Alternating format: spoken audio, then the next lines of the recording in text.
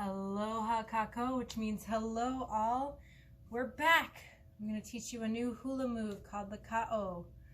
It is similar to the umi, but very, very different, and you'll see it is a modern hula move, so not traditional, but it's fun, and I think you'll get a kick out of it. I also want to review some hula moves that we haven't done in a bit, and I hope over the summer to progress to teaching you a bit more about the hand movements, because that is where the story lies. It's in the hands. The hands tell you what's happening in the song. And I'm going to teach you some of those in addition to some more footwork moves, and I'm hoping over the summer to even teach you a song. But before I get ahead of myself, let's get started with the ka'o. Are you ready? So, just like always, knees slightly bent, tailbone tucked under, abs pulled in.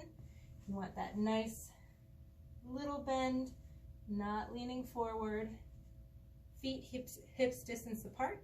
Hands or fists, they're right here on your hips. So the umi are these circles and your feet stay flat. The ka'o, your heels are going to come up and you want to kind of slide your hips side to side like you're rocking a baby. So it is a nice gliding from one side to the other. And when your foot comes up, you are really pushing that hip out. So just a nice up and down.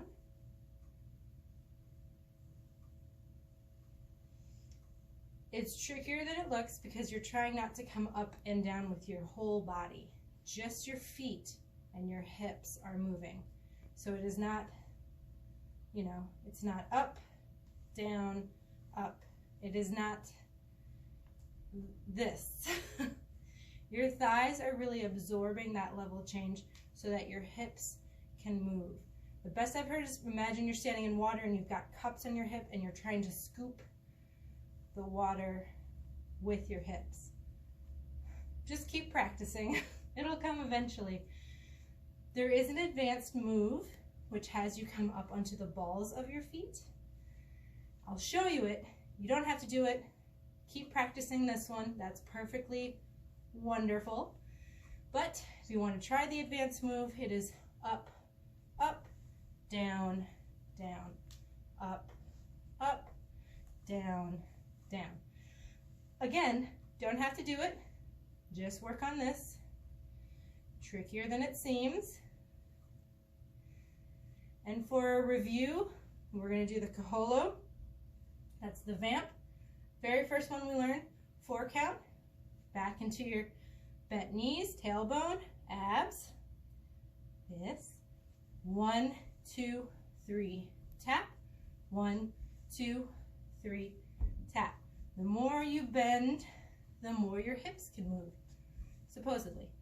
If you wanted to add the hands, they come chest high, not this, not this. Nice, straight, strong. 1, 2, 3, tap.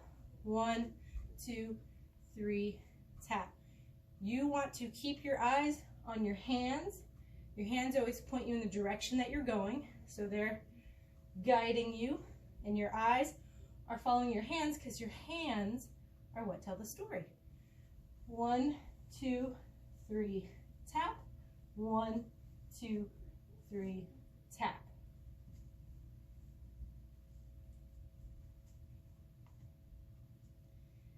And let's practice our umi. So we're going to bend our knees.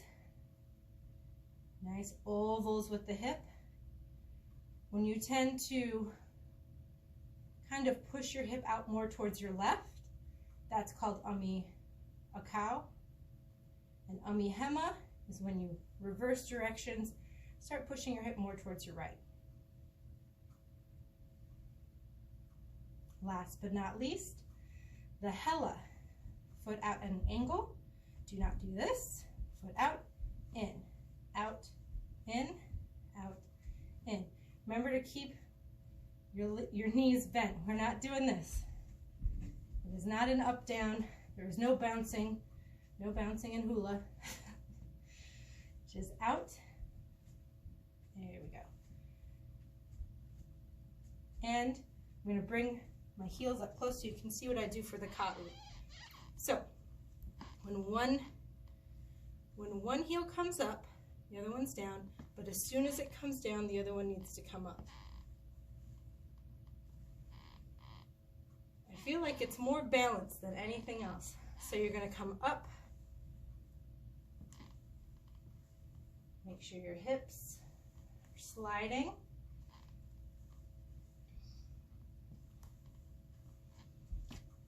And that's all I've got for this week. Tune in next week. We might do some footwork. We might do some hand work. We'll find out. And I hope to see you more over the summer. And I hope you'll tune in the summer. I hope to eventually teach you a hula. We'll see. But until then, have a wonderful, wonderful Aloha Friday. And aloha.